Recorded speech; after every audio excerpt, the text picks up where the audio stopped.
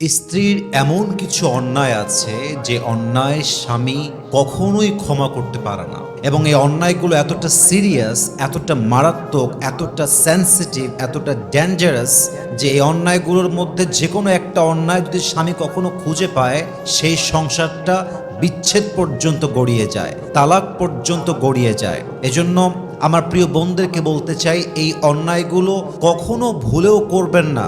এক নাম্বার, একজন স্বামী তার স্ত্রীর সমস্ত অন্যায় মাফ করতে পারে, বাট একটা অন্যায় স্বামী কখনোই মাফ করতে পারে না। সে অন্যায়টার নাম হচ্ছে বিশ্বাসঘাতকতা, প্রতারণা। একজন স্বামী তার স্ত্রীর সমস্ত অন্যায় মাফ করে দিবে, কিন্তু বউ যদি স্বামীর বিশ্বাস নিয়ে খেলে, স্বামীর বিশ্বাসে আঘাত করে, স্বামীর সঙ্গে চিট করে, প্রতারণা করে, বেইমানি করে, নিমক হারামি করে, বিশ্বাস করেন একজন পুরুষ সব অন্যায় ক্ষমা করতে পারে, বাট তার বউ যখন চিট করে, ধোঁকাবাজি করে, বেইমানি করে, একজন পুরুষ তার ব্যক্তিত্ব বোধ থেকে তার স্ত্রীকে প্রতারণার পরে, ধোঁকাবাজির পরে আর কখনোই ক্ষমা করতে পারে না। ঠিক কিনা বলেন?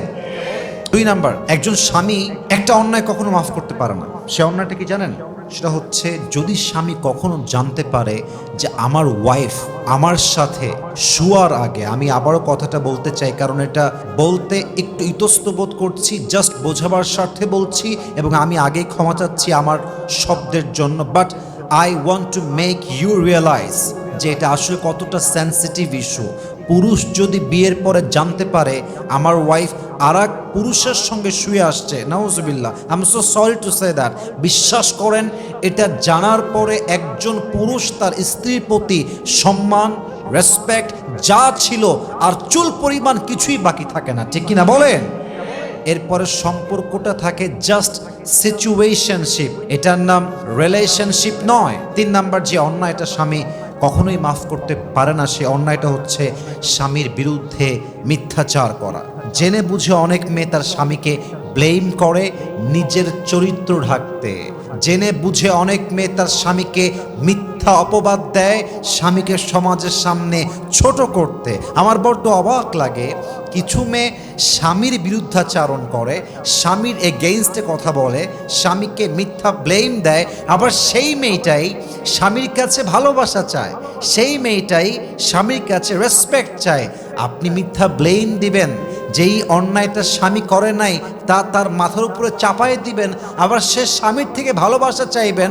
আমি বলবো how funny it is, how can you expect like this. আমার মনে হয় কাউকে মিথ্যা ব্লেম চাপিয়ে দিয়ে তার থেকে রেসপেক্ট আশা করা, এটা কখনো একজন বুদ্ধিমান মানুষের কাজ হতেই পারে না। ঠিক কিনা বলেন? অতএব ডোন্ট ব্লেম ইউর হাজব্যান্ড, যা হয়ে গেছে হয়ে গেছে। নিজের চরিত্র ঢাকতে, নিজের অন্যায়কে ঢাকতে স্বামীকে মিথ্যা অপবাদ দিবেন, তখনই মাথায় রাখবেন সংসার 90% ভেঙে গেছে, এখন জাস্ট তালাক পেপারে সই করাটা আপনাদের বাকি আছে। অতএব never ever in your married life please don't blame on your husband. আমার স্বামী ভালো হোক খারাপ হোক, এটা আমার স্বামী, আমার স্বামীকে আমি বেঁচে থাকা অবস্থায় মিথ্যা অপবাদ দিতেই পারবো না। ঠিক কিনা বলেন? স্বামী কখনো মিথ্যা অপবাদ সহ্য করতে পারে না। 3 নাম্বার। 4 নাম্বার হচ্ছে, এটা বলে আমি আমার লেকচারকে শেষ করতে চাই, সেটা হচ্ছে কিছু ওয়াইফ কিংবা কিছু নারী আছে যাদের মুখে যদি 10টা কথা বের হয় 9টাই বের হয় মিথ্যা। ইভেন অনেক ওয়াইফ আছে বেইমান টাইপের, চগলখোর টাইপের, মিথ্যাবাদী টাইপের। বিশ্বাস রাখেন, স্বামী যখন বুঝে ফেলে যে আমার বউটা মিথ্যাবাদী, কথায় কথায় মিথ্যা বলে, তার পুরো জীবনটাই মিথ্যা, তার ভালোবাসা মিথ্যা, তার আচরণ মিথ্যা, তার কথা মিথ্যা, বিশ্বাস করেন ফারাজা লানাতুল্লাহি আলাল কাযিবিন, এই আয়াতটা সবসময় মাথায় রাখবেন। আল্লাহ তাআলা মিথ্যাবাদীদের উপরে লানত করেছেন, যারা মিথ্যাবাদী এদের উপর আল্লাহর অভিশাপ নাজিল হতে থাকে।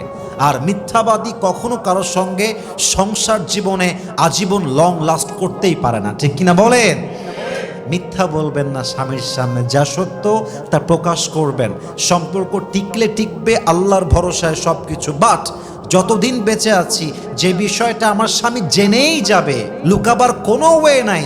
আমি বেঁচে থাকতে স্বামীর সামনে মিথ্যা নয়, আমার জবান দিয়ে সত্য কথাই বলবো। ঠিক কিনা বলেন? আল্লাহ প্রত্যেকটা মা বোনকে এই অন্যায়গুলো থেকে বেঁচে থাকার তৌফিক দান করুক। আমার সকলেই জবান খুলে পড়ছি আমিন।